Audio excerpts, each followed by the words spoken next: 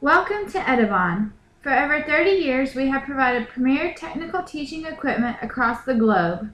Our product range covers most technical areas which include engineering, physics, electronics, communication, and renewable energy. Every Edivon product is designed, manufactured, and quality controlled at our headquarters in Madrid, Spain under several quality standards. In this video, I will provide you with detailed instructions on the installation and assembly of the CFG unit. The version of this unit that we are installing is the 10-meter flow channel. This video is for the installation. If you would like to learn more about the unit and view a demonstration, you should watch the video titled CFG Flow Channels Unit. Before assembly, you need to have these two resources available: electrical supply and water supply and drainage. You should study this diagram because it will help you to understand the assembly. Some of the parts are already assembled before shipping. If you have any questions during assembly, you can contact us by email or phone. This is a view of the unit and the diagram in order to relate the two.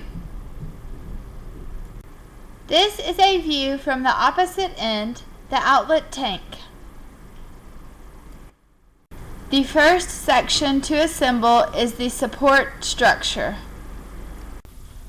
The three base supports are labeled A1, A2, and A3.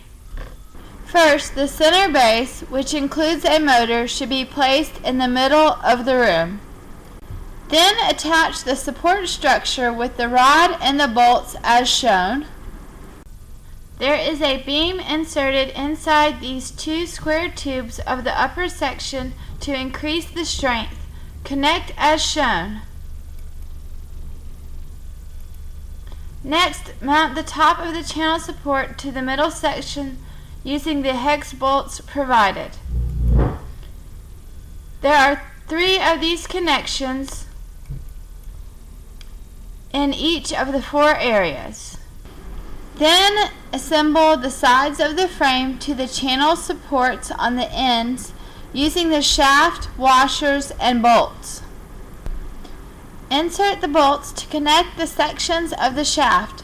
This is the shaft connected to the motor at the bottom of the structure. When this shaft turns, the angle of the channel is changed by the use of the gearbox.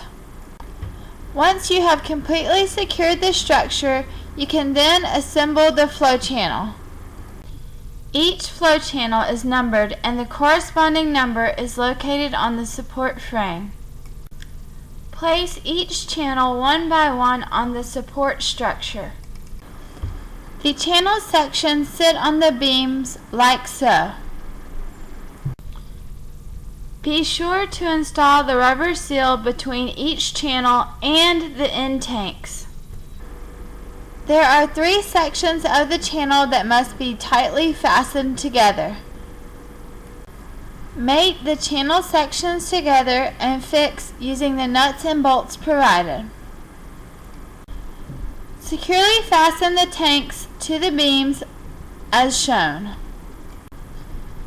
These are used to level the channel on the beam supports. By tightening the bolts, the wedge is moved firmly under the channel. Connect the inlet tank and the reception tank on opposite ends of the channel, similar to how the channels were connected together. When facing the mounting for the control panel, make sure the reception tank is to your left and the inlet tank to your right. The inlet tank will have a level sensor safety device mounted on the side.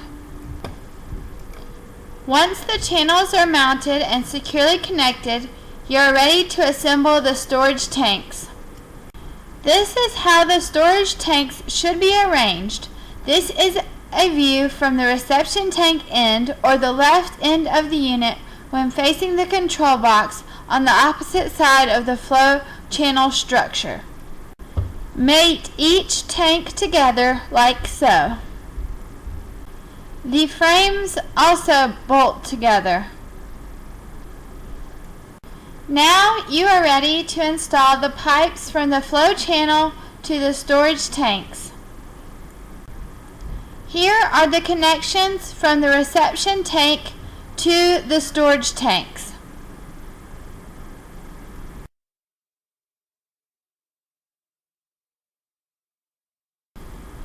Here is the connection from the pump to the inlet tank, which includes a series of pressure sensors.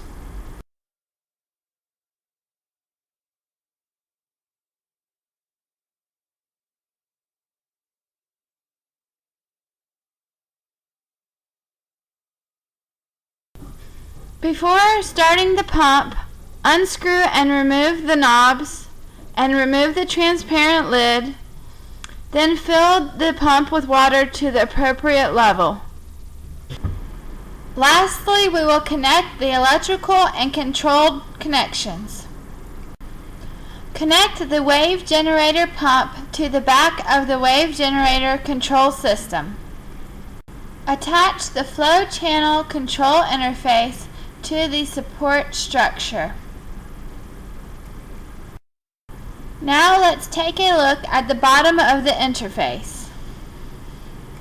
This is where you connect the sensors and controls. Each connection has a different number of pins to avoid any confusion with connections. This is a walk around of the complete unit. Now that you have installed the unit, you are ready for training and operation.